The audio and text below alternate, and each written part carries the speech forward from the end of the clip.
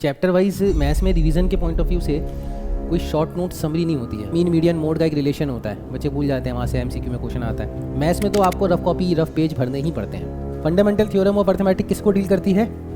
Prime factorisation को। Fundamental theorem of arithmetic composite number को deal कराती है। कोई भी दुनिया का कोई भी नंबर हो जिसके एंड में 0 आ रहा है, उसमें 2 और 5 का होना अति आवश्यक है।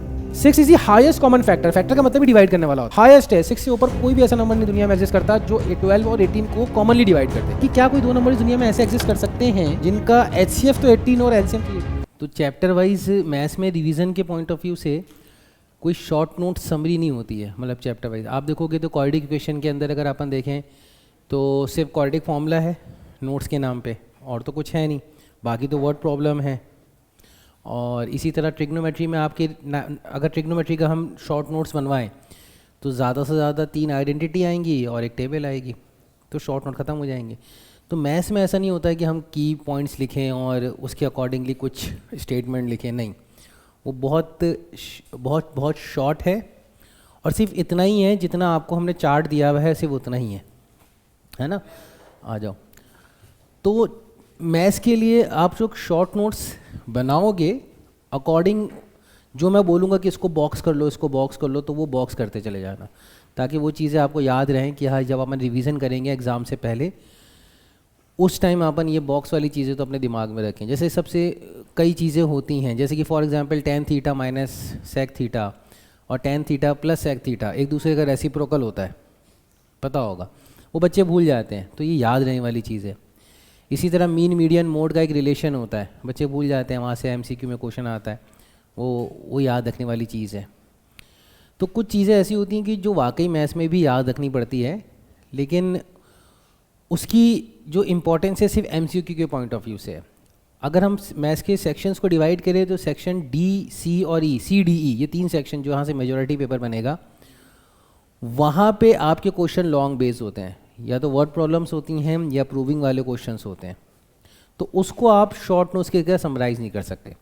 और मैथ्स में आप ऐसा भी नहीं कर सकते कि मैं शॉर्ट नोट्स को रीड करके चले जाऊँ, ये गलती भी मत करना। मतलब अगर हम एग्ज़ाम पॉइंट ऑफ व्यू की रिवीजन से बात करें तो अब रिवीजन में भी आप ऐसा नहीं करोगे कि यार मेरे को ना सिर्फ रीड करना है, या जो हम क्वेश्चंस कर रहे हैं इसको रीड करना, नहीं यार, ये करना ही नहीं। मैथ्स में तो आपको रफ कॉपी रफ पेज भरने ही पड़ते हैं, चाहे आप एक बार रिवीजन करो, दूसरी बार कर रहे हो, थर्ड टाइम कर रहे हो। इवन मैं तो हमेशा एक टैगलाइन बोलता हूँ कि आपको लग रहा है कि ये क्वेश्चन आ गया है तो मत मानो कि मुझे आ गया है जब तक कि आप उसे लिख ना लो। मेक श्योर जब तक आप उसे लिख ना लो तब तक आप इंश्योर मत करना कि आपको आ गया है, चाहे कितना ही ऑब्वियस लग रहा हो। Even sine square theta plus cos square theta क्या होता है? 1 होता है। नहीं मानना है इसको, लिख लो एक बार, उसको 1 सेकंड लगेगा ना, sine square theta plus cos 1। और लिखने भी ऐसे ही नहीं है कि आपको एकदम अच्छी राइटिंग में लिखना है, रफ राइटिंग में लिखना है। तो रफ रजिस्टर रखना अपने साथ।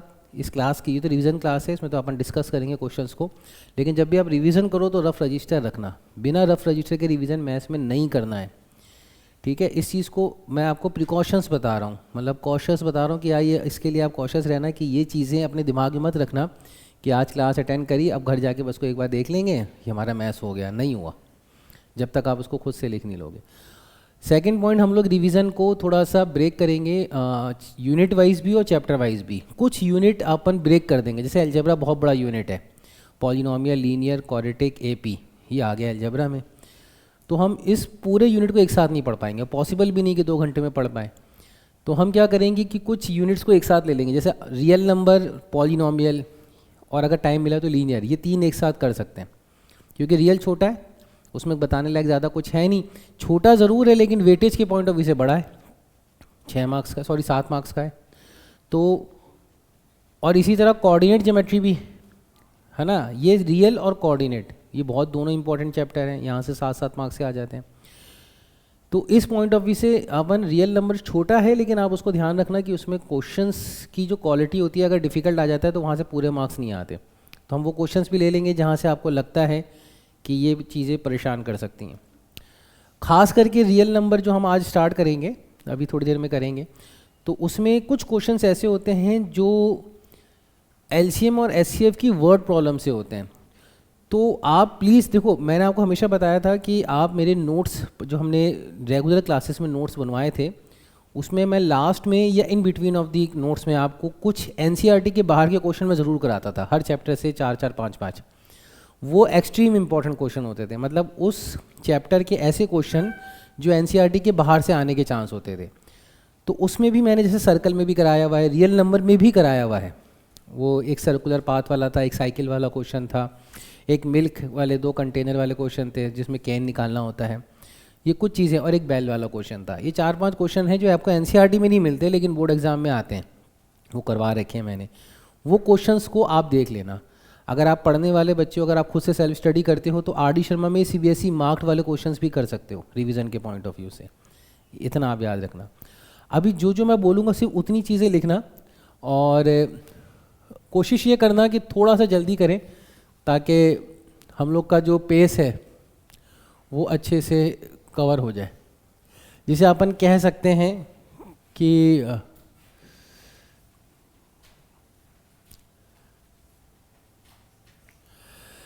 The fundamental theorem of arithmetic, ये आपका आता है किसमें, असर्शन एंड रीजनिंग में, ये पूछता है। तो ये वर्ड लिख लो, the fundamental theorem of arithmetic. बच्चे के क्वेश्चन आ जाता है और दिमाग में नहीं आता कि सब फंडामेंटल थ्योरम ऑफ अरिथमेटिक कहते किसे हैं। रियल नंबर पूरा पढ़ा होता है लेकिन आ जाता है ये वर्ड। तो इसको अपन रियल नंबर की चैप्टर की हेडिंग डालेंगे और रियल नंबर चैप्टर के हेडिंग में सबसे पहली वर्ड यही लिखेंगे, fundamental theorem of arithmetic. Fundamental theorem of arithmetic किसको डील करती है, प्राइम फैक्टराइजेशन को। किसको डील करती है, प्राइम फैक्टराइजेशन। और फंडामेंटल थ्योरम और अरिथमेटिक से क्वेश्चन आता ही आता है, या तो इस नाम से आ जाता है। एसेशन में पूछता है कि fundamental theorem of arithmetic states the prime factorization of a number, ऐसे आ जाएगा।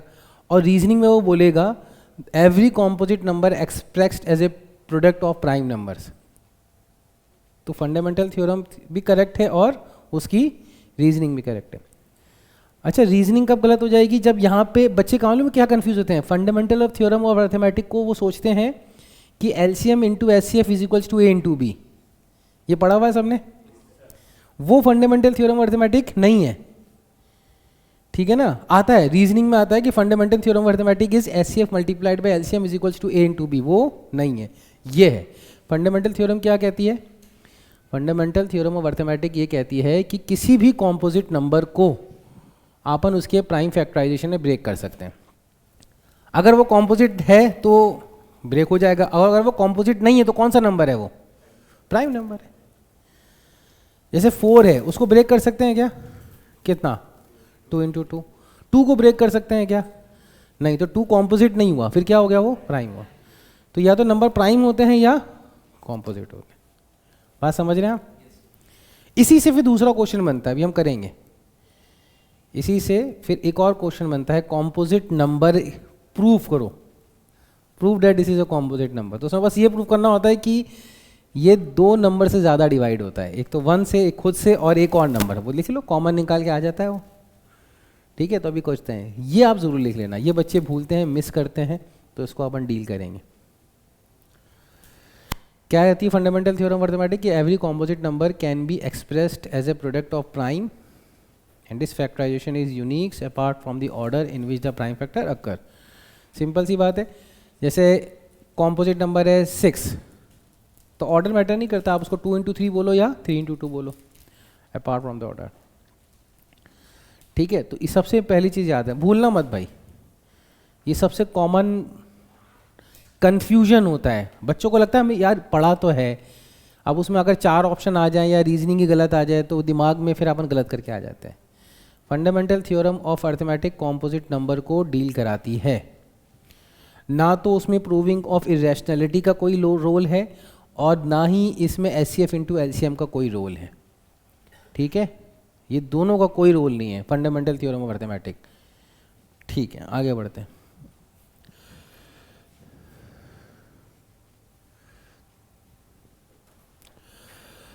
ठीक है, इसी से बेस्ड ये क्वेश्चन आ जाता है, ठीक है। ये क्वेश्चन लिखने की आवश्यकता नहीं है, ठीक है ना। सिर्फ मैं आपको रिवीजन के पॉइंट ऑफ व्यू से जो जो चीज़ आपके नोट्स में जाएगी वो मैं बोलूँगा वो लिख लो। ये क्वेश्चन में ये कॉम्पोजिट क्यों है, कोई बताएगा? किस नंबर की वजह से ये कॉम्पोजिट हो रहा है? नहीं, ये वाला पहला वाला। कॉम्पोजिट कहते किसे हैं, सबको पता है? किसे कहते हैं? कॉम्पोजिट नंबर ऐसा नंबर होता है जो किसी और से भी डिवाइड हो जाए। 1 से हो जाए तो भी कॉम्पोजिट हो जाएगा क्या? तो फिर क्या है, किसी और से डिवाइड हो जाएगा मतलब क्या होता है? More than 2 factors. More than 2 factors. 2 factors कौन कौन से हो सकते हैं? एक तो 1 हो सकता है और एक खुद हो सकता है। इसके अलावा अगर वो किसी और से डिवाइड हो रहा है तो वो क्या है? कॉम्पोजिट है। बात समझ में आ रही है? जैसे 4 किस किस से डिवाइड हो सकता है? 4 1 से हो सकता है क्या? 2 से हो सकता है क्या? और 4 से भी हो सकता है। तो इससे 3 नंबर हो गए, 3 नंबर से डिवाइड हो सकता है, तो इसलिए कॉम्पोजिट है। तो ये कॉम्पोजिट क्यों है? पहला वाला कौन से नंबर की वजह से कॉम्पोजिट हो रहा है? 13 इसको डिवाइड कर रहा है। Are you getting? और ये दूसरा वाला 5 की वजह से। कोई परेशानी है इसमें? ये क्वेश्चन आता है 2 मार्क्स में, सेक्शन बी के अंदर। अगर ये क्वेश्चन नहीं आया तो असर्शन एंड रीजनिंग या एमसीक्यूज में फंडामेंटल थ्योरम अर्थमेटिक आ जाएगी। ठीक है ना? यानी आएगा, ब्रेक करना है ना, इस चैप्टर से सारे कंसेप्ट पूछ लेते हैं वो। तो ये आ गया तो अच्छी बात है। इसमें स्टेटमेंट लिखना जरूरी है कि more than 2 factors, that is why it's a composite number. अच्छा, ये नेक्स्ट टाइप का क्वेश्चन हो गया है। ठीक है ना? ये भी आपके कॉम्पोजिट नंबर से ही डील करता है। इसमें 4 आ जाए 6 आ जाए मैटर नहीं करता। अच्छा, इसमें एक चीज देखो आप कि जैसे कि 4 की पावर n है, 4 की पावर n 0 पे एंड क्यों नहीं करता है?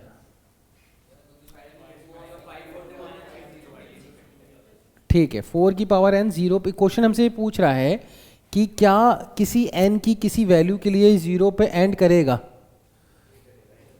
नहीं करेगा। क्यों नहीं करेगा? एक सेकेंड, इसमें लिखा जा सकता है क्या? हाँ, लिख सकते हैं। क्यों नहीं करेगा भाई? 4 का जो प्राइम फैक्टर है वो क्या होगा? 2 × 2। अब यहाँ से एक चीज़ याद रखना, ये मैं फिर से रिवाइज करा देता हूँ रियल नंबर के पॉइंट ऑफ व्यू, जब मैंने पढ़ाया था तब भी, वापस से समझ लेते हैं इस कंसेप्ट को। 10 यानी किसी के नंबर के एंड के ऊपर अगर 0 आ रहा है तो उसके प्राइम फैक्टर में 2 नंबर होते हैं, एक 2 होता है और एक 5 होता है। कोई भी दुनिया का कोई भी नंबर हो जिसके एंड में 0 आ रहा है, उसमें 2 और 5 का होना अति आवश्यक है। दोनों का, किसी एक का नहीं। ये कंसेप्ट नहीं समझ में आया तो हाथ ऊंचा करना है फिर से ना, फिर से रिवाइज हो जाएगा कंसेप्ट। 2 और 5 का होना अति आवश्यक है, दोनों का। ठीक है? अगर 2 और 5 नहीं हुआ, दोनों नहीं हुआ, तो 0 पे एंड नहीं करेगा। और यही आपको इंग्लिश में लिखना है। मेरी इंग्लिश इतनी अच्छी नहीं है, बस आपको इसी को इंग्लिश स्टेटमेंट बना देना है। Since the prime factorization of 4 does not contain 2 and 5, 2 और 5 नहीं, 2 and 5, hence 2 and 5 both, hence it will not end for any natural number of n to 0। कभी भी 0 पे एंड नहीं करेगा। अब इसी से एक और कंसेप्ट आता है जो कि कम पूछा जा रहा है आजकल, लेकिन पहले पूछा जाता था। अब अपन कुछ कह नहीं सकते कि इस बार पूछ ले। उसको अपन टर्मिनेटिंग एंड नॉन टर्मिनेटिंग कहते हैं। क्योंकि टर्मिनेटिंग नंबर का मतलब आपको पता है डेसिमल एंड हो जाता है। जैसे 6.25, ये क्या कहलाएगा? टर्मिनेटिंग। और अगर अपन बोले 6.222222 तो ये नॉन टर्मिनेटिंग। और एक अगर अपन बोले 1.73216 डॉट, ये भी क्या है? Non terminating. तो दोनों में फ़र्क क्या है? एक रिपीटिव है और एक, इसका एक स्पेशल नाम है रिपीटेटिव का, रैशनल नंबर। रैशनल के 2 टाइप होते हैं, एक टर्मिनेटिंग और एक नॉन टर्मिनेटिंग। और इरैशनल क्या होता है? वो भी नॉन टर्मिनेटिंग। तो रीजनिंग में एक बार असेशन रीजनिंग में क्वेश्चन आता है कि इरैशनल नंबर और रैशनल नंबर के नॉन टर्मिनेटिंग में क्या फ़र्क होता है? बता सकते हो? रैशनल नंबर का नॉन टर्मिनेटिंग क्या होता है? रिपीटेटिव। इरैशनल नंबर का नॉन टर्मिनेटिंग क्या होता है? Non repetitive. किसी को समझ में आ रहा है ये बात? ये पूछते चलना भाई, ये कोई पहली क्लास नहीं हो रही, रिवीजन है। यहाँ समझ में नहीं आया तो कोई मतलब नहीं होगा यहाँ क्लास अटेंड करने का। ठीक है, गुड है। अब यहाँ से क्वेश्चन आता है कॉम्पोजिट नंबर से। 6.25 टर्मिनेट कर गया ना, तो अपने को नंबर फ्रैक्शंस में दे देगा। कैसे दे देगा? जैसे कि 627/2 की पावर 5, 3 की पावर 7, 4 की पावर 8 या 5 की पावर 8 ऐसे दे देगा, और आपको बोलेगा कि ये बताओ कि टर्मिनेटिंग है या नॉन टर्मिनेटिंग। रैशनल तो है ये, रैशनल क्यों है ये, क्योंकि पी अपॉन क्यू में। अब रैशनल में टर्मिनेटिंग है कि नॉन टर्मिनेटिंग है, कैसे पता करेंगे? सिंपल सा है, मैंने आपको पहले ही बताया था कि टर्मिनेटिंग के लिए 2 या 5 दोनों में से एक हो तो चलेगा, दोनों हो तो सोने पे सुहागा है, लेकिन इसके साथ कोई और नहीं होना चाहिए इन इट्स प्योर फॉर्म। जैसे कि यहाँ पे आप नोटिस करो कि 2 है क्या, 5 है क्या, बढ़िया है, चलेगा सर हमारे लिए, पर ये नॉन टर्मिनेटिंग है, टर्मिनेटिंग है, क्यों? 3 भी आ गया, 3 ने सब खराब कर दिया। अब 2 और 5 का कंसेप्ट समझ में आ रहा है, क्योंकि 2 और 5 मिलके क्या बन जाते हैं, 10 बन जाते हैं, और डेसिमल ऊपर चला जाएगा। आर यू गेटिंग और नॉट? इसलिए अपन 2 और 5 को ढूंढते हैं। लेकिन बच्चे गलती क्या करते हैं, बच्चे कैंसिलेशन भूल जाते हैं। फॉर एग्जाम्पल 27 अपॉन 2 की पावर 3, 3 की पावर 2, 5 की पावर 1, ये टर्मिनेटिंग है कि नॉन टर्मिनेटिंग है? ये टर्मिनेटिंग है, क्योंकि अभी ये कैंसिलेशन हो रहा है, 3 अपने आप को कैंसिल कर देगा इसके साथ। Are you getting it? 3 3 9, 3 27। अब ये टर्मिनेटिंग है, सिर्फ 3 देख के एकदम फॉरन डिसीजन नहीं लेना। तो अभी तक हमने क्या पढ़ा? हमने पढ़ा कि sir fundamental theorem of arithmetic किसे कहते हैं, वो कॉम्पोजिट नंबर को डील करती है। कॉम्पोजिट नंबर को डील करने की वजह से उससे 2 क्वेश्चन बनते हैं। एक क्वेश्चन बनता है कि कॉम्पोजिट नंबर को प्रूफ करो, दूसरा क्वेश्चन बनता है कि 4 की पावर n या 6 की पावर n 0 पे एंड करेगा या नहीं। ऑब्वियस सी बात है नहीं करेगा, वो कहता है कि प्रूफ करो। और तीसरे टाइप का क्वेश्चन बनता है टर्मिनेटिंग एंड नॉन टर्मिनेटिंग को आइडेंटिफाई करना। ठीक है, आगे बढ़ते हैं। ये नहीं लिखना है भाई आपको, ये क्वेश्चंस आपके एनसीईआरटी में मैंने पहले भी करा रखा है। सेम गोज विद दिस, ठीक है ना।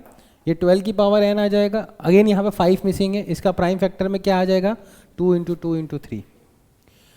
ठीक है, अब दूसरा कंसेप्ट जो आता है यहाँ से, जो नेक्स्ट टाइप का क्वेश्चन बनता है कॉम्पोजिट नंबर से या फंडामेंटल थ्योरम ऑफ अरिथमेटिक से सिर्फ एक ही टाइप का क्वेश्चन बनता है, और वो क्वेश्चन है सिर्फ कॉम्पोजिट नंबर का। ठीक है, और वो 2 मार्क्स का ही बनता है, उससे ज़्यादा का कभी नहीं आएगा। फंडामेंटल थ्योरम ऑफ अरिथमेटिक, ठीक है, तो उसके आगे लिख लो 2 मार्क्स, लिखा हुआ है ना। ठीक है, यहाँ से 2 मार्क्स का ही क्वेश्चन बनेगा। अब उसके नीचे लिख लो, इसके नीचे नोट्स के नीचे लिख लो जो 2 मार्क्स है, यानी उस पैराग्राफ के नीचे लिख लो, पैराग्राफ के नीचे ये चीज़ें लिख लो। ए बना के लिख लो 4 की पावर n, बी बना के लिख लो ताकि याद रहे कि ये क्वेश्चन बनते हैं। बी बना के लिख लो आप प्रूविंग कॉम्पोजिट, और सी बना के लिख लो आपका क्या था, टर्मिनेटिंग एंड नॉन टर्मिनेटिंग। ये 3 क्वेश्चन बनते हैं। ये हमारी पहला पार्ट खत्म हो गया, फंडामेंटल थ्योरम ऑफ अरिथमेटिक। जब भी रिवीजन करोगे तो ये 3 क्वेश्चन आपके दिमाग में क्लिक करने चाहिए, उनके मेथड भी क्लिक करने चाहिए, उनका स्टेटमेंट भी क्लिक करना चाहिए। 2 मार्क्स आपके आ जाएंगे, एक मार्क्स के लिए अपन मेहनत करते हैं।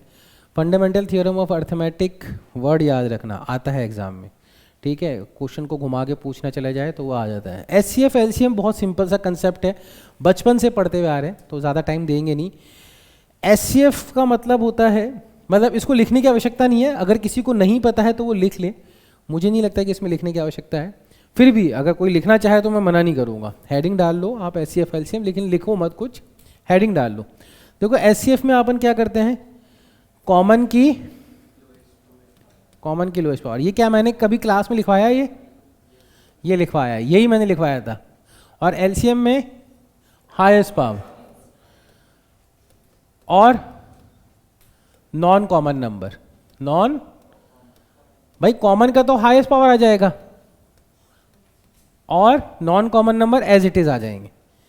जैसे कि एग्जाम्पल दें, फेमस क्वेश्चन है, एमसीक्यूज में आता है, फॉर एग्जाम्पल अभी आ ही जाएगा वो क्वेश्चन, तो इसमें अपन देख लेते हैं ताकि वो क्वेश्चंस के पॉइंट ऑफ व्यू से भी चला जाए। वो क्वेश्चन पहले देख लेते हैं, जैसे कि ये फेमस एग्जाम्पल है ना, कई बार बोर्ड एग्जाम पे रिपीट हुआ है। तो इसमें आप मुझे बताओ कि इफ 2 पॉजिटिव इंटीजर, बच्चे कंफ्यूज करते हैं कि सर 2 पॉजिटिव इंटीजर का मतलब क्या हुआ, ये तो ए और बी वेरिएबल है। नहीं, वो खुद बता रहा है कि ए और बी कोई नंबर है, एक्स और वाई यहाँ पे क्या नंबर है, प्राइम नंबर है, तो ए और बी क्या हो गए, कॉम्पोजिट। समझ में आ रहा है ना। तो वो कह रहा है कि दो कॉम्पोजिट नंबर दिए हुए हैं तो उसका एचसीएफ क्या होगा। तो मैंने क्या बोला था, कॉमन की लोएस्ट पावर। तो कॉमन कौन है यहाँ पे, देखो एक्स है क्या, हाँ है। अगर कॉमन नहीं होगा कोई नंबर तो अपन कंसिडर करेंगे क्या, उसको नहीं करेंगे, एचसीएफ में नहीं करेंगे। तो कॉमन कौन है यहाँ पे, एक्स। एक्स की लोएस्ट पावर 1 ले लिया उसको, वाई लोएस्ट पावर 2 तो वाई लिया। तो आंसर कितना हो जाएगा, एक्स वाई स्क्वायर। ठीक है, अगर मैंने इसका एलसीएम बोला होता तो आंसर कितना होता, एक्स क्यूब वाई क्यूब। अच्छा अब नंबर को चेंज कर देते हैं, यहाँ पे ना अपन एक चीज़ लगा देते हैं, उसका नाम है लेट अस सपोज अपन यहाँ पे जेड स्क्वायर कर देते हैं। अब एचसीएफ कितना होगा, एचसीएफ सेम होगा, LCM Z cube Y cube Z square. कोई दिक्कत है क्या इसमें, ठीक है। ये ज़्यादातर क्वेश्चन एमसीक्यू में 1 मार्क्स का बनता है एचसीएफ एलसीएम में, अगर आएगा तो आ जाता है, चांसेस है, हर बार आ ही जाता है, क्योंकि वर्ड प्रॉब्लम में वो अब कम देते हैं, वाली जो प्रॉब्लम्स होती है ना एनसीईआरटी बेस्ड होती है तो वो कम ही देते हैं, तो ये आ जाता है 1 मार्क्स में, ठीक है। और प्राइम फैक्टराइजेशन से एलसीएम निकालना, वो उसमें तो कोई डिफ़िकल्टी नहीं है। जैसे 96 और 404 का एचसीएफ निकाल सकते हो, ठीक है, कॉमन की लोएस्ट पावर। अब एचसीएफ निकालने के बाद अपने को एलसीएम निकालना पड़े तो भी निकाल सकते हैं, कॉमन की हाईएस्ट पावर और अनकॉमन नंबर को मल्टीप्लाई करने के बाद। और उसके बाद अपन एक और तरीके से निकाल सकते हैं, एचसीएफ एलसीएम और उन दो नंबर के बीच में एक रिलेशन भी होता है, HCF into LCM multiplied by A into B. वो रिलेशन अब लिख लो इसी के नीचे, और उस रिलेशन के नीचे आप लिख देना, उस रिलेशन के नीचे आप लिख देना बड़े बड़े अक्षरों में, ओनली फॉर 2 पॉजिटिव इंटीजर। ये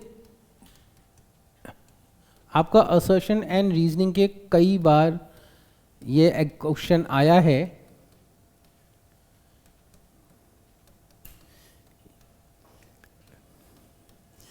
ये है थ्योरम, करेक्ट। अच्छा एग्जाम में कैसे क्वेश्चन आता है, A multiplied by B multiplied by C HCF multiplied by LCM. ये सही है कि गलत है, ये गलत है, 3 नंबर के लिए वैलिड नहीं है। सिर्फ ये लिखना फॉर्मूला और इस पर क्रॉस कर देना। इतनी गलती मत किया करो भाई, है ना, ये गलती मत करना एग्जाम में। बाई चांस अगर ये गलती हो गई तो गड़बड़ हो जाता है। मैं कॉपी चेक कर रहा था, मैंने ये क्वेश्चन दिया था, बच्चों ने कह दिया कि सर 2 नंबर के लिए भी वैलिड हो, 3 नंबर के लिए भी तो हो सकता है, नहीं होता। 3 नंबर के लिए कोई और फॉर्मूला, वो हमारे सिलेबस में नहीं है। लिख लिया ये, ठीक है। अब वर्ड प्रॉब्लम देख लेते हैं भैया। ये फेमस वर्ड प्रॉब्लम है, ठीक है। अच्छा वर्ड प्रॉब्लम के लिए वापस से मैं अब नीचे चले जाओ, वर्ड प्रॉब्लम हेडिंग डाल लो, next word problem. Word problem के लिए बट ट्रिक याद रखना, वो बता रखी मैंने ट्रिक। देखो 1 से 1.5 पेज में अपना ये चैप्टर फिनिश करने की कोशिश करेंगे अपन, है ना, क्योंकि शॉर्ट नोट्स हैं तो अपन इसको शॉर्ट ही रखेंगे। बाकी क्वेश्चंस जो मैं कहूँगा इंपॉर्टेंट है वो उतार लेना, ज़रूर से उतार लेना, ठीक है। तो इस क्वेश्चन को लिखना है अपने को, है ना, ये क्वेश्चन आपके नोट्स में जाएगा। अगर चाहो तो साथ साथ लिख लो क्वेश्चन, टाइम मिल रहा है अभी आपको, मैं बोल रहा हूँ तो ये क्वेश्चन नोट्स में जाना चाहिए, शॉर्ट नोट्स में। देखो वर्ड प्रॉब्लम के पॉइंट ऑफ व्यू से एलसीएफ और एलसीएम के पॉइंट ऑफ व्यू में बस एक ट्रिक काम करती है कि आपको इतनी इंग्लिश समझ में आ जाए। अच्छा उससे पहले, सबसे पहले हमारा जो एग्ज़ाम में पेपर बनता है ना, उसमें कहीं भी ये मेंशन नहीं होता है कि ये वर्ड प्रॉब्लम रियल नंबर की होता है क्या। तो वर्ड प्रॉब्लम रियल नंबर की होगी ये कैसे पता लगेगा, उसमें 2 बड़े बड़े नंबर लिखे होंगे, देखते ही पता चल जाएगा। जैसे ही अपन ने ये सेग्रीगेट कर लिया कि ये रियल नंबर की वर्ड प्रॉब्लम है, उसके बाद बस यही पता लगाना होता है 2 मार्क्स के क्वेश्चन में या 3 मार्क्स के क्वेश्चन में कि इसमें नंबर जो आंसर आएगा इन 2 नंबर से बड़ा आएगा या छोटा आएगा। छोटा आएगा तो क्या आएगा, एचसीएफ, और बड़ा आएगा तो क्या आएगा, एलसीएम। ट्विस्ट कहाँ आता है, ट्विस्ट तब आ जाता है कि जब उन एचसीएफ या एलसीएम को अपने को ऐड करना होता है। इस टाइप के भी क्वेश्चन आते हैं, पता है आप लोगों को, ये कराया मैंने, कितने क्लास हो जाएंगे टोटल, कितने स्टेप्स हो जाएंगे टोटल, कराया है क्वेश्चन। अपन ऐड कर लेते थे टाइम को, याद है ना। तो वो थोड़ा सा एक फर्दर स्टेप होता है, एचसीएफ निकाल लिया, फिर अपने को मल्टीप्लाई करके डिवाइड करके ऐड करना होता था। अभी मैं बता दूंगा वो क्वेश्चन भी, और आपके नोट्स में है वो क्वेश्चन। अब यहाँ पे ये कह रहा है पहले इंग्लिश समझ में आनी चाहिए।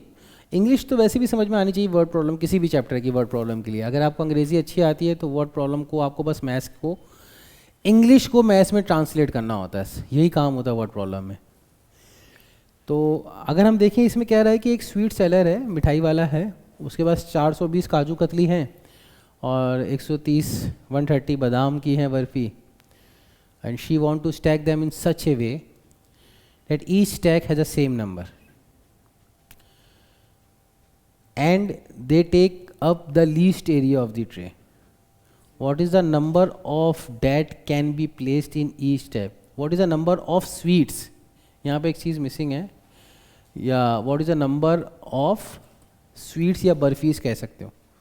What is the number of बर्फीज that can be placed in each stack for this purpose? Question समझ में आ गया भाई? हमने पास ये बना के रख लिया 420 काजू की बर्फ़ी और 130 बादाम की बर्फ़ी। अब स्टैक है हमारे पास, जैसे स्टैक होता है ना रखने के लिए, तो बस ये कह रहा है कि हर स्टैक में सेम नंबर होना चाहिए। जैसे इस स्टैक में मैंने 5 रखी है तो इसमें भी कितनी होनी चाहिए? 5। इसमें भी कितनी होनी चाहिए? 5। इसमें भी कितनी? 5 होनी चाहिए। अब इसको मुझे 2 मार्क्स में क्वेश्चन करना है तो यही आ जाएगा, what is the number of sweet date can be place, मतलब हर स्टैक में कितनी कितनी हो जाएंगी। 3 मार्क्स में करना होगा तो मैं ये पूछ लूँगा कि कितने स्टैक्स, कितनी रोज जाएंगी, तो वो भी पता कर सकते हैं अपन, और हर के लिए कितनी रोज जाएगी ये भी पता करना होगा। मैं बताता हूँ, ये क्वेश्चन लिख लिया, ये पता है कि आंसर से भाई हर स्टैक में 420 से ज़्यादा काजू की बर्फी कर सकते हैं क्या, तो ये तो कंफर्म हो गया कि आंसर छोटा आएगा। तो छोटा आएगा तो क्या आएगा? SCF। छोटा आएगा तो SCF आएगा। ठीक है, ठीक है। अगर SCF आएगा तो 420 और 130 का SCF निकाल सकते हो आप। ठीक है, कितना आ रहा है निकालो, ये एक्सरसाइज करो बैठ के यहाँ पे, ज़्यादा टाइम लगना नहीं चाहिए, स्पीड है, 36 क्वेश्चन है।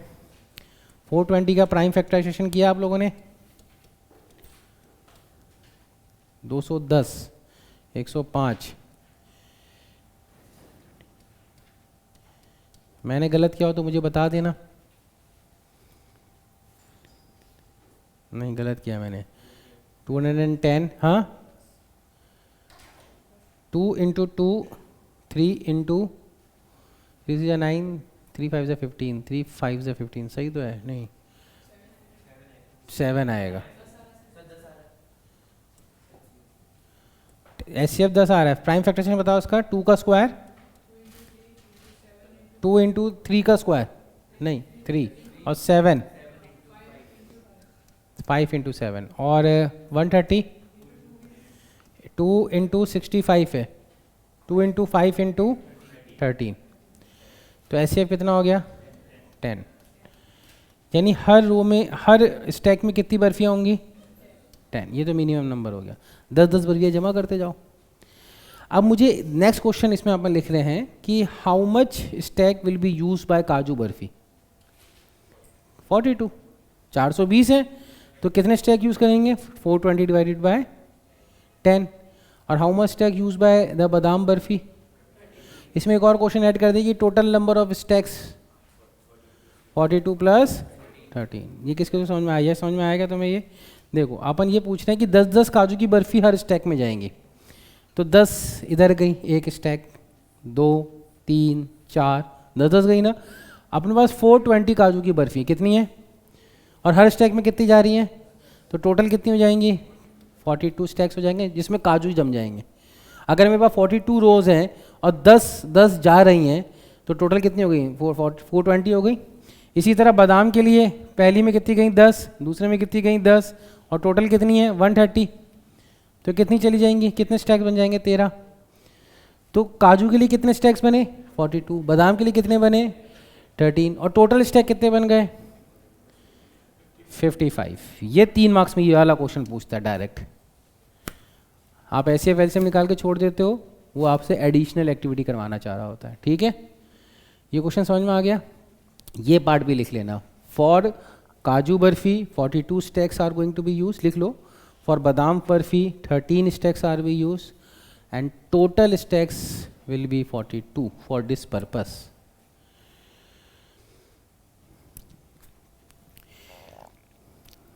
ये क्वेश्चन मैंने क्लास में भी करवा रखा है, मतलब जो मेन नोट्स हैं आपके उसमें होगा ये क्वेश्चन। इसके अलावा ये क्वेश्चन मैंने आपके टेस्ट में भी दिया हुआ है। उसके अलावा ये क्वेश्चन जब हमने चैप्टर वाइज टेस्ट का रिवीजन कर रहे थे तब भी ये क्वेश्चन उस टेस्ट में था।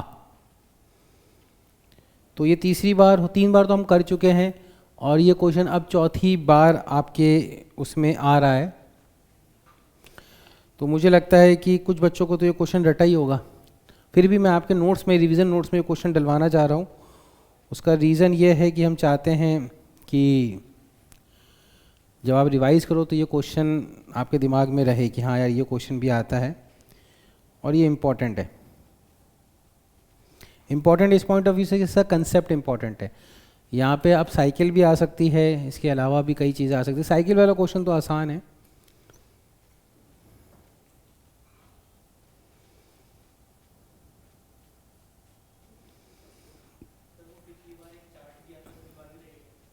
दिया नहीं अब तक चार्ट, बना नहीं। मैं अंकुर सर से बोलता हूँ वो चार्ट देना तो चाहिए।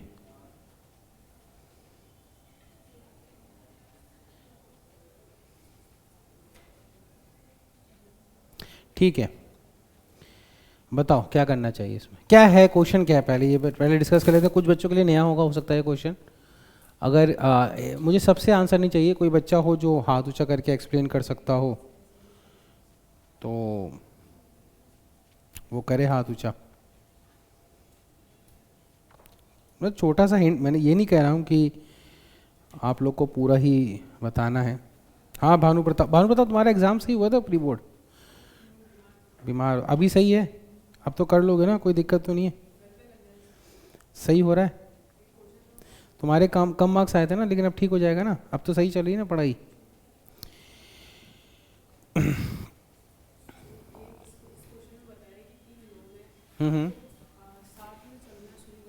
ठीक है,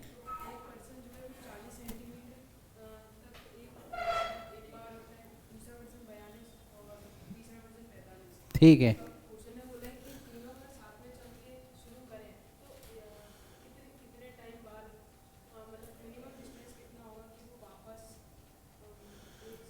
तो ये पूछ क्या रहा है, ये स्टेप्स पूछ रहा है कि कितना डिस्टेंस बंदों ने कवर किया? डिस्टेंस पूछ रहा है। अच्छा बैठ जाओ, बहुत अच्छा उन्होंने समझाया है। देखो हर बंदे की चाल थोड़ी, आप लोग देखा होगा कुछ लोग ज़्यादा कवर कर लेते हैं distance because of their leg length, है ना। अगर ज़्यादा लंबी टांग है तो अमिताभ बच्चन की तरह है तो लंबा डिस्टेंस कवर करते हैं। छोटा आदमी थोड़ा छोटा स्टेप्स लेता है। तो 3 बंदे हैं और तीनों के स्टेप्स जो हैं वो अलग अलग साइज़ के हैं। तो जैसे कि पहला बंदा है वो 40 सेंटीमीटर का सिंगल स्टेप ले रहा है। ये क्वेश्चन आता है और जब ये आता है तो बच्चे इसको गलत ही करके आ जाते हैं। पहली बात तो इतना आसान ये वाला क्वेश्चन नहीं आता, इसमें थोड़ा एक पार्ट और ऐड कर देते हैं। ये आप ऐड कर देंगे तो मान लेते हैं ये 40 सेंटीमीटर का एक स्टेप है। यहाँ से इन्होंने स्टार्ट किया वॉक करना। जब पहले बंदे ने पहला स्टेप लिया होगा, तीनों ने एक साथ स्टार्ट किया, तो दूसरा बंदा इसके आगे होगा कि इसके पहले होगा? आगे होगा, क्योंकि वो 42 का ले रहा है। और तीसरा बंदा इसके और आगे होगा। तो ये कहने का मतलब ये है कि 2-3 स्टेप के बाद भी, बहुत ध्यान समझना, अगर मान लो 3 स्टेप ले लेते हैं, कितने ले लेते हैं, तो इसने कितना कवर कर लिया डिस्टेंस? 120। इसने 42 इंटू 3, इसने 45 इंटू, तीनों ने सेम डिस्टेंस ट्रेवल किया क्या 3 स्टेप के बाद? नहीं किया। बात समझ में आई क्या ये बात? थोड़ा सा अपन ने ब्रेनस्टॉर्मिंग करी कि तीनों ने सेम डिस्टेंस ट्रेवल नहीं किया। क्वेश्चन क्या पूछ रहा है कि what is the minimum distance each should walk so that each can cover the same distance. तो सेम डिस्टेंस ट्रेवल करेंगे तो स्टेप्स, इन एक स्टेप यानी इस सेंटीमीटर से तो ज़्यादा ही होगा ना। आर यू गेटिंग इट भाई? अगर इसने सिर्फ एक ही स्टेप किया होता, मान लो अपन बोलते सर एचसीएफ निकालना, तो एचसीएफ से छोटा होता है, तो छोटा होता तो स्टेप ही कवर नहीं होगा। तो इसका मतलब यहाँ पे क्या निकालना है? एलसीएम निकालना है। अपन निकाल लेते हैं 40, 42, 45 का एलसीएम निकालना कोई बड़ी बात तो नहीं है, निकाल लेते हैं। निकाल लो जल्दी से फटाफट। और 3 नंबर के एलसीएम निकालना आप चाहो तो पुराना टेक्निक भी यूज़ कर सकते हो, ऐसी टेक्निक याद है ये टेक्निक? और नहीं तो आप प्राइम फैक्टराइजेशन भी यूज़ कर सकते हो। पहले इसका एलसीएम निकाल लो।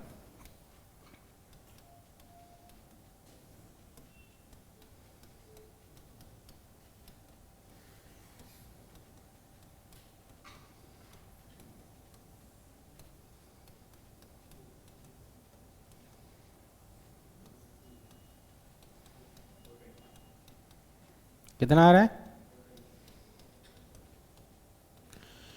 2 2 ज़ा 4, 4 5 ज़ा 20, 20 2 ज़ा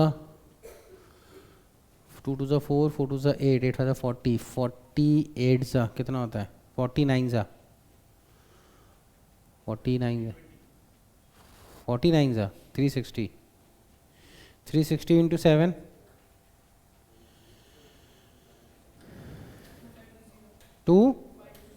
2520, 2520 सेंटीमीटर डिस्टेंस ये लोग वॉक करेंगे। अब यहाँ पे एक और बात लिख लेना इस क्वेश्चन के नीचे कि एलसीएम डिवाइड होता है। एलसीएम क्या होता है? डिवाइड होता है। एचसीएफ डिवाइड करता है। ये बहुत इंपॉर्टेंट लाइन है। अब ये क्यों लिखवा रहा हूँ उसका मतलब भी समझ में आ जाएगा आपको।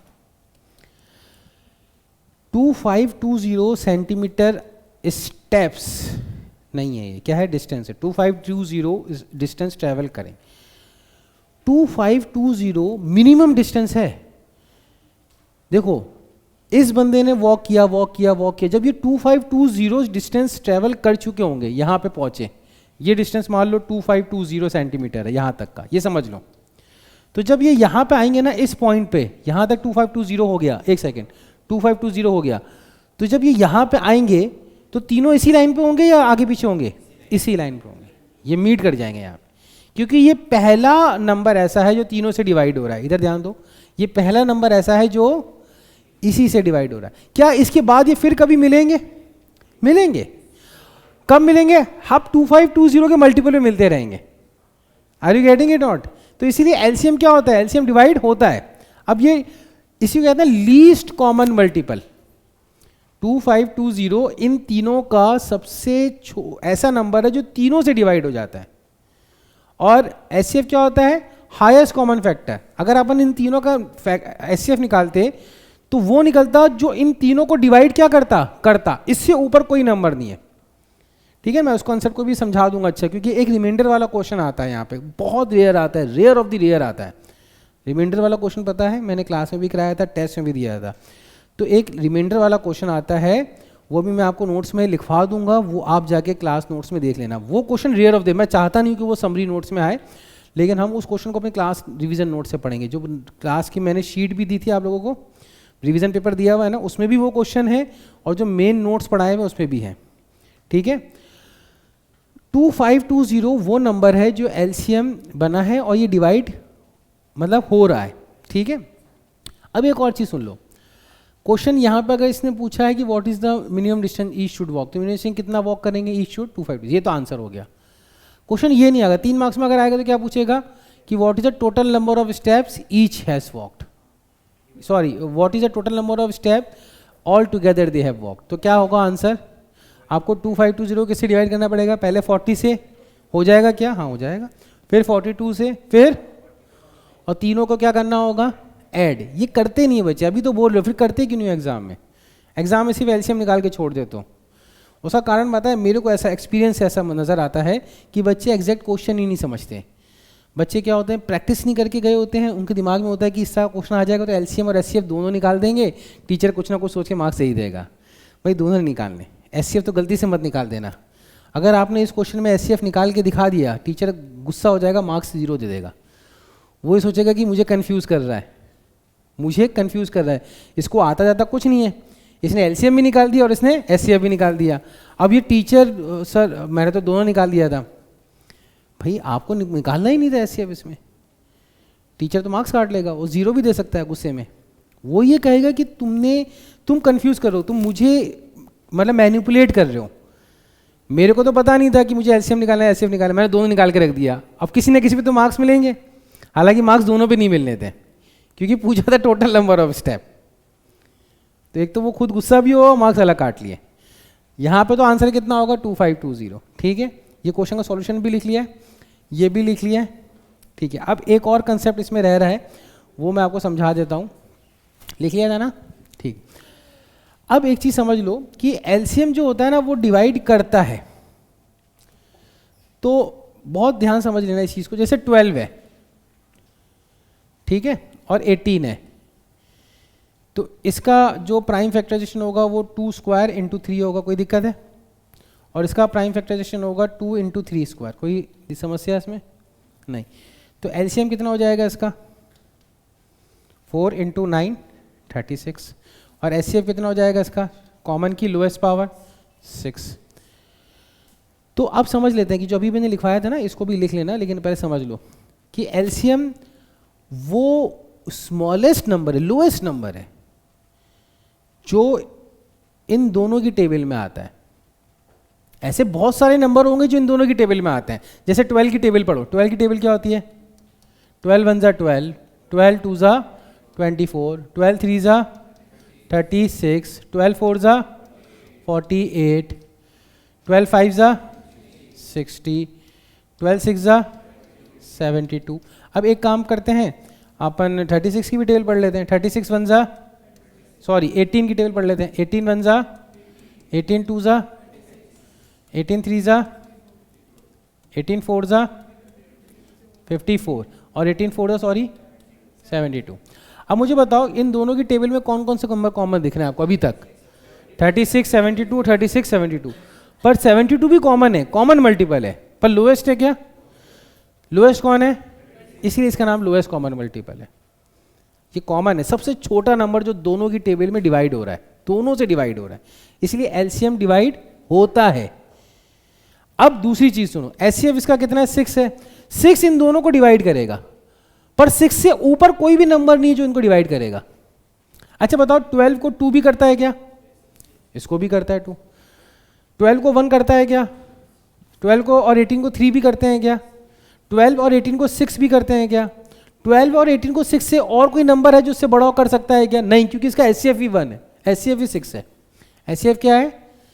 6 is the highest common factor. Factor का मतलब ही डिवाइड करने वाला होता है, हाईएस्ट है। 6 से ऊपर कोई भी ऐसा नंबर नहीं दुनिया में एग्जिस्ट करता जो 12 और 18 को कॉमनली डिवाइड कर दे। कर सकता है क्या? नहीं। ये एग्जाम्पल लिख लो, बात समझो, ये लिख लो जल्दी से, इसके नीचे लिख लो, ताकि एलसीएम और एचसीएफ को, यहाँ से सेशन रीजनिंग में भी क्वेश्चन आ जाता है, और ये क्वेश्चन आपको हेल्प करता है। 2 क्वेश्चन है, वो मैंने लिए नहीं है, लेकिन आपके नोट्स में मिल जाएंगे वो।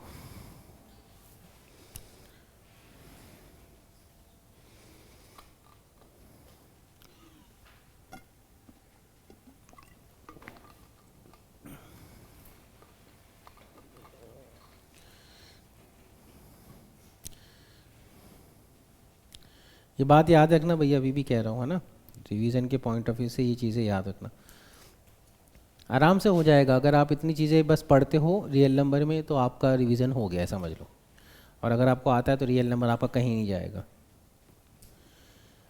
कुछ क्वेश्चंस होते हैं जिसकी लैंग्वेज थोड़ी सी कंफ्यूजिंग होती है, उसमें आप कुछ कर नहीं सकते।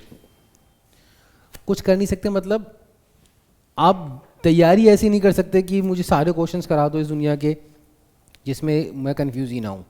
उसका बस एक ही तरीका है कि आप सीबीएसई मार्क्ड क्वेश्चंस कर लो। सीबीएसई मार्क्ड जो आर डी शर्मा में दिए हुए हैं वो कर लो, वर्ड प्रॉब्लम की, अगर आप सेफर साइड में रहना चाहते हो। उनमें से सारे नहीं, सिर्फ सीबीएसई मार्क्ड, इसमें सीबीएसई लिखाओ, जिसमें सिर्फ सीबीएसई, चाहे वो एचओटी का हो, हाई ऑर्डर थिंकिंग का हो, या लेवल 2 का हो, या लेवल 1 का हो। अगर सीबीएसई लिखा तो कर लो, और अगर सीबीएसई नहीं लिखा है तो लेवल 1 का भी नहीं करना है। एचओटी तो बहुत दूर की बात है, उसमें होता है ना सेक्शंस, हाई ऑर्डर थिंकिंग और इस टाइप के क्वेश्चन, तो वो चीज़ है। हाँ हाँ हाँ हाँ हाँ, हायर ऑर्डर थिंकिंग कहते हैं उसको, HOTS, ठीक है। ठीक है, लोअर ऑर्डर थिंकिंग होगा। ये तो यही है, एलसीएम हो गया, ये भी एलसीएम हो गया, ये करवा रखा है, ये भी करवा रखा है, ये ट्रैफिक लाइट वाला भी करा रखा है। ये थ्योरम मैंने लिखवा दिए, ठीक है ठीक है। ये क्वेश्चन लिख लो, 2 मिनट इसको। ये मैंने टेस्ट में भी दिया हुआ ये क्वेश्चन, जब मैंने दिया था तो भी मैंने आप लोगों से पूछा था, और उस टाइम भी मैंने आप लोगों को आंसर बता दिया था उस क्वेश्चन का। और आई थिंक जब मैंने इसकी एक शीट भी दी थी तब भी हो गया था। ये आज तीसरी बार कर रहे हैं इस क्वेश्चन को, और आज अब ये क्वेश्चन अगर एग्ज़ाम में आए और अब आप नहीं कर पाओ तो फिर आपकी गलती है।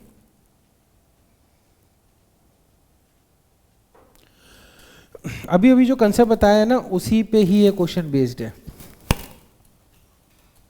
लिख लिया है? कौन बता रहा है? भानु प्रताप ने एक बार चांस ले लिया है, आप भानु प्रताप के अलावा।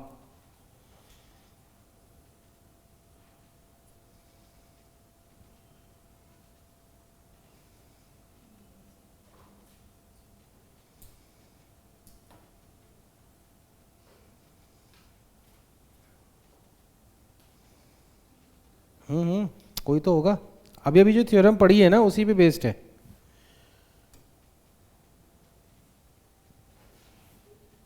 इस पे HCF into LCM multiplied by 2 numbers. तो आप सोचो कि ये दो नंबर, ये दो थ्योरम इस पे कैसे अप्लाई कर रही है। कोई भी दो नंबर, कोई भी नहीं है अभी क्लास में वॉलंटियर करे, कोई नहीं है। तुम्हें भी नहीं है कुशाल? क्या है? कोई तो होगा भाई। A और B दो नंबर है, उनका LCM और HCF क्या ये हो सकता है?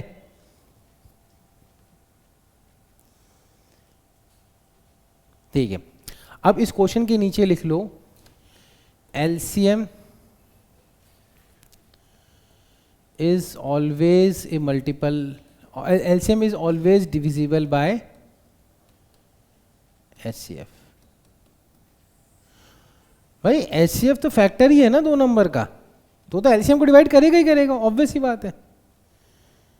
नहीं समझ में आया भाई? LCM तो क्या है, HCF सॉरी क्या है, उन दो नंबर का फैक्टर है। HCF दोनों को कर रहा है, तो उनके किसी मल्टीपल को नहीं करेगा, करेगा कॉमन मल्टीपल को तो करेगा ही करेगा।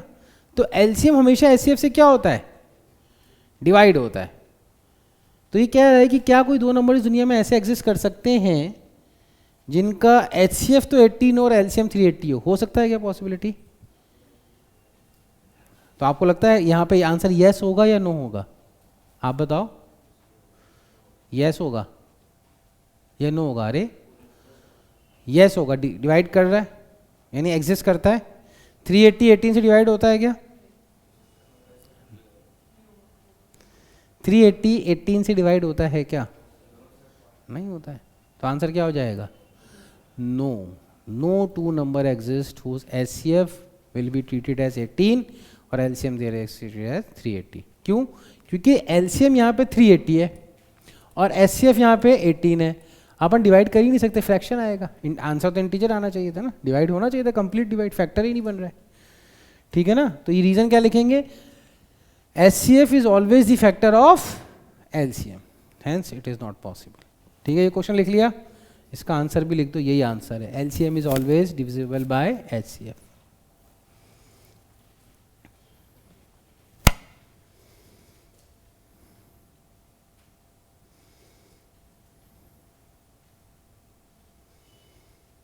ठीक है, ओके।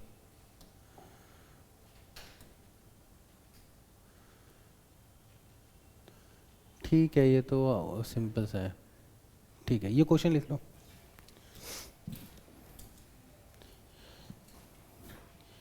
किस किस के 2 पेज भर गए? 2 पेज भर गए? ठीक है, चलो मैं और लिमिट करता हूँ। 2 से 2.5 3 से ज़्यादा नहीं होना चाहिए। 3 से ज़्यादा तो किसी भी चैप्टर के नोट्स नहीं होने चाहिए, समरी नोट्स। फिर मेन नोट्स और समरी नोट्स में कुछ फ़र्क नहीं रह जाएगा। ठीक है, तो शॉर्ट लिखो थोड़ा सा।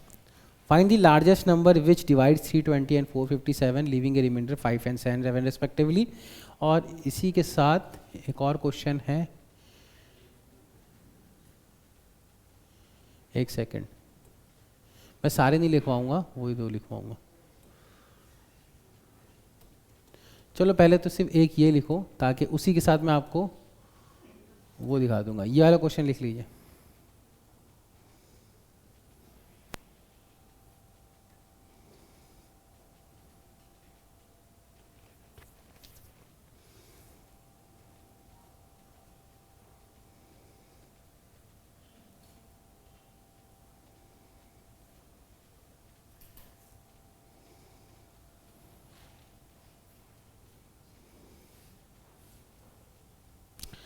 ठीक है, कोई वॉलंटियर कर रहा है?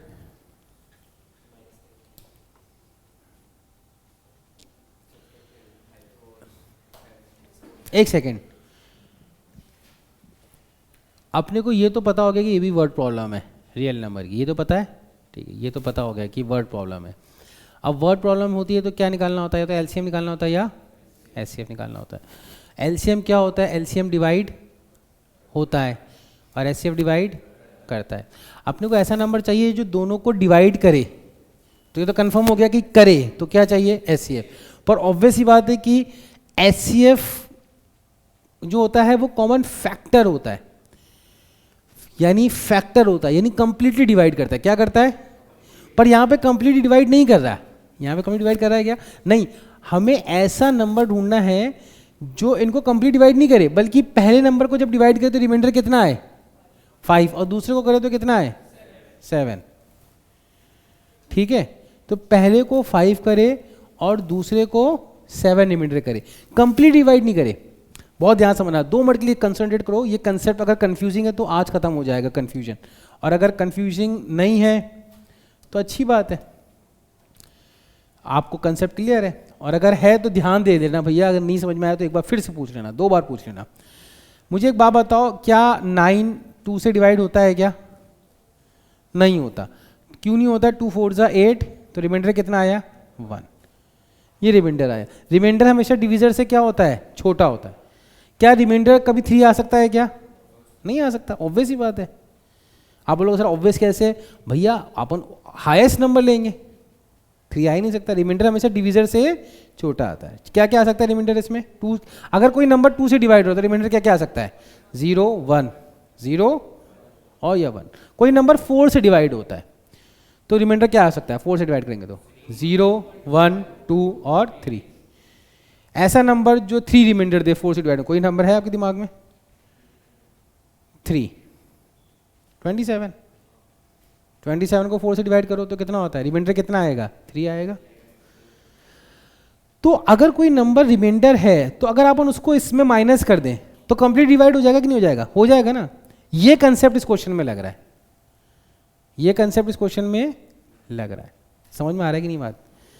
तो एचसीएफ तो निकालना है, पर भैया एचसीएफ इन दोनों का तो निकलेगा भी नहीं, क्योंकि कॉमन फैक्टर ही नहीं है ना, दोनों का कॉमन है ही नहीं, तो निकलेगा नहीं। लेकिन हिंट लग रही है कि जब भी अपने को एचसीएफ निकालना हो तो माइनस करके निकालना है, लिख लो, इसमें ट्रिक लिख लो। एचसीएफ निकालना है तो रिमाइंडर को माइनस कर दो। ये प्लीज याद लिख लेना नोट्स में, ताकि इस क्वेश्चन के नीचे ये थ्योरी आपके दिमाग में रहे। एचसीएफ निकालना है तो रिमाइंडर को माइनस कर दो, एचसीएफ निकालना है तो रिमाइंडर को माइनस कर दो, तो रिमाइंडर को माइनस कर दो। तो 320 में क्या माइनस करेंगे 5, कितना हो जाएगा, और 457 में क्या माइनस करेंगे 7, 450। तो इसका क्या निकालेंगे अपन, एचसीएफ। 45 आ रहा है, 45। अब आपको क्रॉस चेक भी करना है, कर लो, 45 से डिवाइड कर दो उस नंबर को, देख लेना एलसीएम आ रहा होगा। आर यू गेटिंग और नॉट, ये क्लियर हो गया कि नहीं हो गया क्वेश्चन। लिख लो इस क्वेश्चन को, सॉल्यूशन भी लिख लो, फिर आगे बढ़े।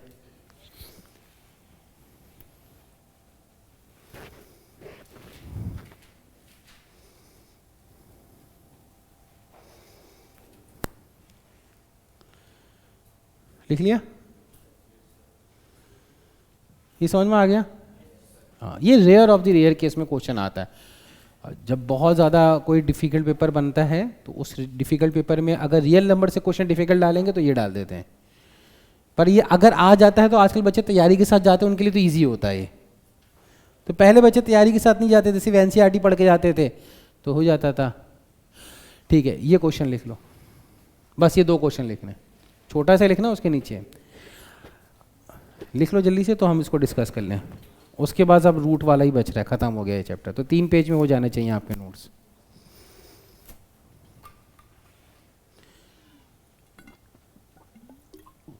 विच डिवाइड एंड व्हेन डिवाइडेड, दोनों की इंग्लिश ट्रांसलेट अलग अलग होगी। विच डिवाइड का मतलब होता है डिवाइड करे, और व्हेन डिवाइडेड बाय का मतलब होता है डिवाइड हो।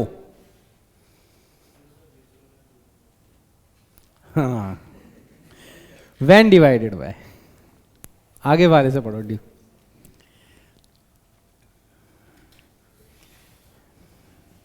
एक्चुअली इंग्लिश तो थोड़ी वीक है मेरी, तो थोड़ी ही है, तो ज़्यादा नहीं है।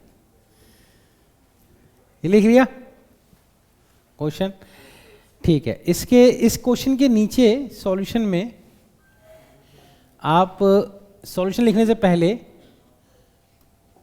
ये लिख लो कि एलसीएम में रिमाइंडर ऐड कर दो।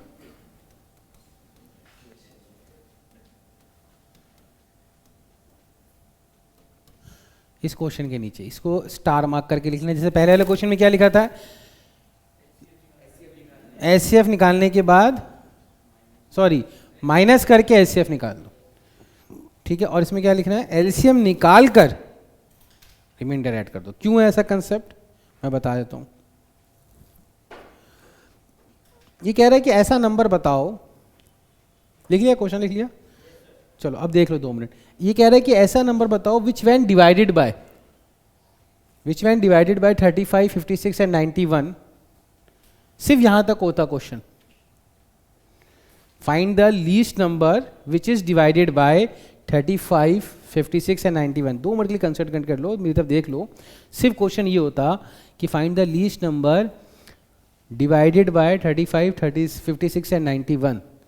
तो क्या मतलब समझ रहे हैं कि हमें एक ऐसा नंबर चाहिए जो तीनों से डिवाइड हो जाए लेकिन सबसे छोटा हो। तो क्या निकालना है, एलसीएम। सिंपल सी बात हो गई। क्या ऐसे और भी नंबर एग्जिस्ट करते हैं जो इन तीनों से डिवाइड हो जाते होते होंगे, टेबल पढ़ते चले जाओ उसकी, लेकिन हमें कौन सा चाहिए, छोटा। तो कौन होगा, वो एलसीएम। पर ये क्वेश्चन आगे बढ़ रहा है, कह रहे हैं नहीं, which when divided by, divide नहीं होना चाहिए बल्कि एलसीएम रिमाइंडर आना चाहिए 7। तो वो नंबर निकाल के क्या कर दो, 7 ऐड कर दो। ये तो बताया था अभी, हो गया आंसर। भाई मैं ये कहूँ आपसे कि आप एक ऐसा नंबर बताओ कि जैसे 12 है, 12 4 से डिवाइड होने के बाद रिमाइंडर 3 दे। ऐसा तो पॉसिबल नहीं है। तो हमें एक ऐसा नंबर चाहिए 12 के बाद, 12 के बाद जब 4 से डिवाइड हो तो रिमाइंडर कितना दे, 3 दे। तो क्या करेंगे, इसमें 12 में 3 ऐड कर देंगे, जो रिमाइंडर चाहिए उस नंबर में ऐड कर दो। बात समझ रहे हो ना। जैसे कि मान लो 46 है, हमें एक ऐसा नंबर चाहिए जो 7 से डिवाइड हो जाए, 7 से क्या हो जाए, डिवाइड हो जाए। तो 46 के बाद कौन सा नंबर 7 से डिवाइड होता है, 49, 3 ऐड कर दो उसमें। बात समझ रहे हो ना, कोई इशू नहीं है इसमें, कोई ज़्यादा मुश्किल नहीं है। तो सबसे पहले आप क्या निकालोगे, 35, 56 और 91 का क्या निकालना है, एलसीएम। क्या आ रहा है, 3 से भी नहीं जा रहा है ना, किसी से नहीं जा रहा है, 3 से नहीं जा रहा है। फिर 35, 56 और 91 बड़ा नंबर आएगा ना, आई थिंक बड़ा नंबर आएगा, कुछ नहीं कर सकते। करो इसको, तो कर लोगे फिर इसके आगे, तो अपन टाइम बचा लें। मान लो एलसीएम आता है x, तो आंसर कितना हो जाएगा, आंसर हो जाएगा x + 7। कई बार आपका ये ना क्वेश्चन असर्शन एंड रीजनिंग में भी आ जाता है, तो उसके कंसेप्ट याद रहेगा, इसलिए मैंने वो स्टार मार्क करके लिखवाया है कि एचसीएफ निकालना है माइनस करके और एलसीएम निकाल कर रिमाइंडर ऐड करना है। एचसीएफ रिमाइंडर माइनस करके निकालना है और एलसीएम निकालने के बाद रिमाइंडर ऐड करना है। ठीक, डन। तो ये हो गया है अपना, बिल्कुल 25 हो गया।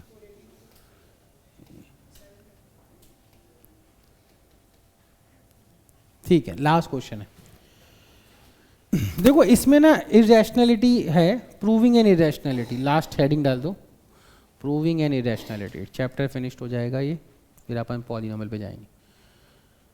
प्रूविंग एन इरेशनैलिटी,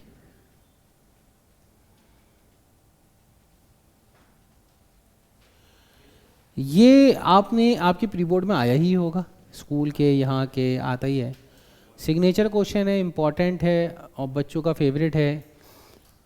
टीचर्स को भी मार्क्स देने में समस्या नहीं आती है, टीचर सोचता है कि बच्चे ने किया होता है, लेकिन कुछ टीचर होते हैं खड़ूस होते हैं, मार्क्स काटने में लगे रहते हैं, तो वो मार्क्स काट ही लेते हैं। इसमें भी कुछ ही टीचर्स को मैंने देखा है जो मार्क्स इसमें काट लेते हैं, और उनका जो रीज़न होता है वो मैंने जब टीचर से डिस्कस किया कि आप बच्चों के मार्क्स क्यों काटते हो, बच्चे ने तो लिखा तो है, तो वो मैंने अपने एक्सपीरियंस से बता रहा हूँ, तो वो ये नहीं कहते कि बच्चे ने कितने पेज भरे हैं, मतलब वो नहीं देखना चाहते कि आपने आधा पेज भरा या 2 पेज में किया। कई बच्चे इसको आधे पेज में भी कर देते हैं, कई बच्चे 2-2 पेज में करते हैं, कोई बच्चा 3 पेज में कर देता है, बड़ा बड़ा लिख के, कोई फ़र्क नहीं पड़ता उससे।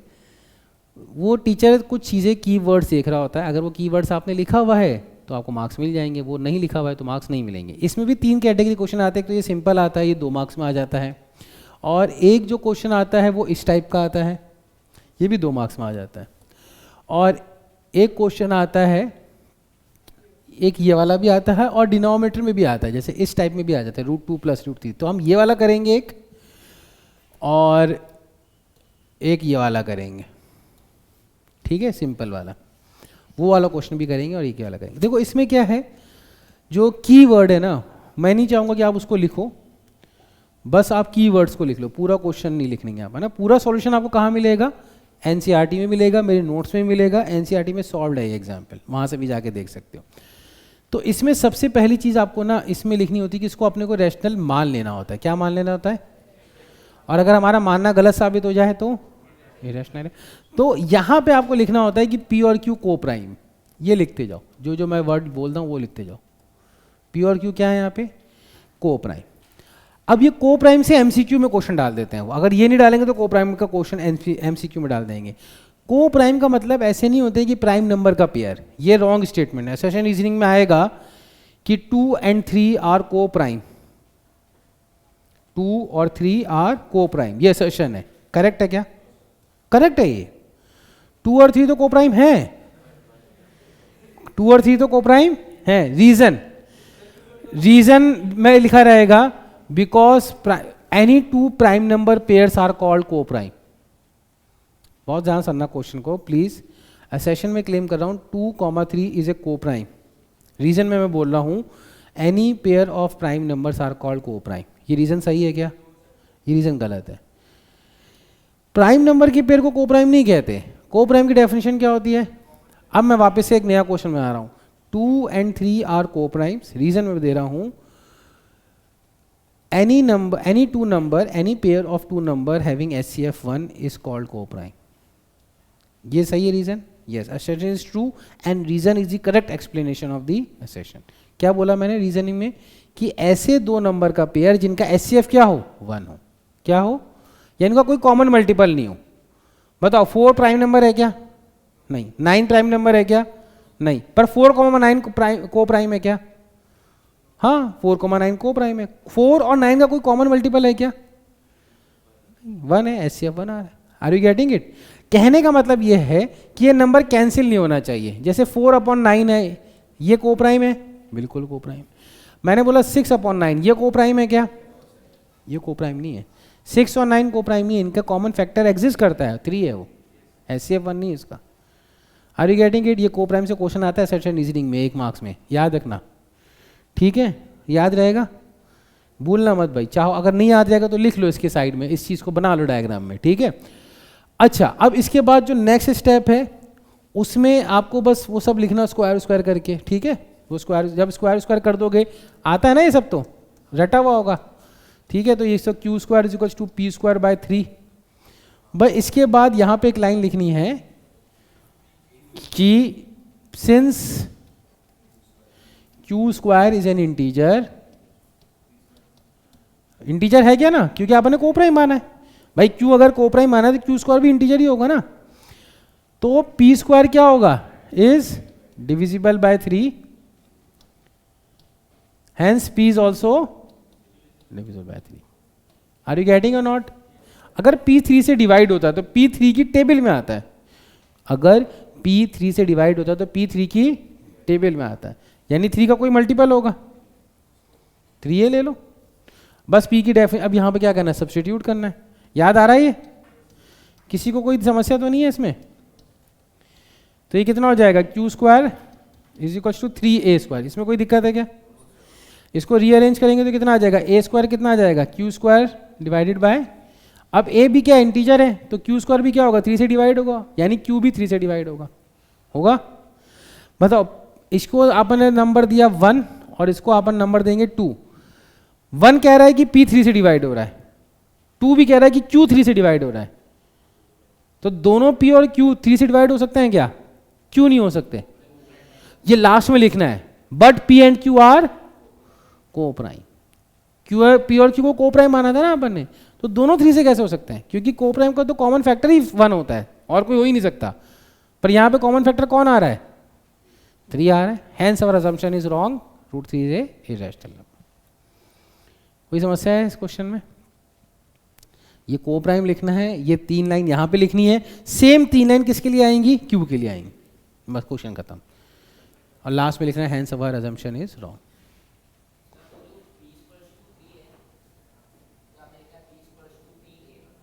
हाँ P is equals to 3a, हाँ लेट कर लो एग्जाम्पल में, लेट देयरफॉर करके भी लिख सकते हो, ठीक है। ठीक है, last question of the chapter और वो ये है। अच्छा इस क्वेश्चन में क्या करेंगे भाई, मैं फिर भी आप सब क्वेश्चन तो नहीं करा सकता हूँ, इस क्वेश्चन में क्या करेंगे, रैशनलाइज कर देंगे, √2 को ऊपर नीचे क्या करेंगे, मल्टीप्लाइड। इधर क्या करेंगे, कुछ नहीं करेंगे, इधर अपन इसको वापस से रैशनली मानेंगे, स्क्वायर कर देंगे, √2 नहीं खराब नहीं हुआ, वो वाला मोड चल रहा है ना इसमें, पावर पॉइंट मोड, इस वजह से ऐसा हो रहा है। देखो √2 प्लस √3 को अपन मानेंगे a/b, दोनों तरफ क्या करेंगे, स्क्वायर करेंगे, तो कितना आ जाएगा, कितना आ जाएगा भाई बताओ, स्क्वायर करना जानते हो ना, a² + b² + 2ab, यही आ जाएगा ना। अब ये आपका पुराना वाला क्वेश्चन बन गया कि नहीं बन गया, a² / b² - 5, कोई दिक्कत है, हाँ 2√6, ठीक है। अब ये आपका पुराना वाला क्वेश्चन बन गया कि नहीं बन गया, बन गया। अब इधर क्या लिखा हुआ है, वो रैशनल की रैशनल है, और इधर क्या लिखा हुआ है, ये रैशनल नंबर है प्योर फॉर्म में, देखो ना p/q की फॉर्म में, इधर कोई रूट वाला टर्म है क्या, नहीं। अगेन वहाँ पे a और b को क्या माना अपन ने, को प्राइम, तो RHS आपका रैशनल है और LHS आपका इररेशनल है, हैंस प्रूव्ड।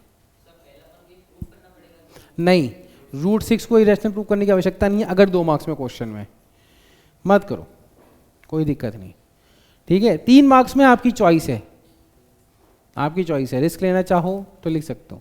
3 मार्क्स से ज़्यादा कभी क्वेश्चन नहीं आता है, वैसे भी ये 2 मार्क्स में ही आता है, क्योंकि आजकल वो 7 मार्क्स में सबसे ज़्यादा से ज़्यादा क्वेश्चन पूछना चाहते हैं। 7 मार्क्स में ये आपसे ज़्यादा से ज़्यादा क्वेश्चन पूछना चाहते हैं, इसलिए अब नहीं देते, ठीक है। तो ठीक है, ख़त्म कर दिया हमारा रियल नंबर।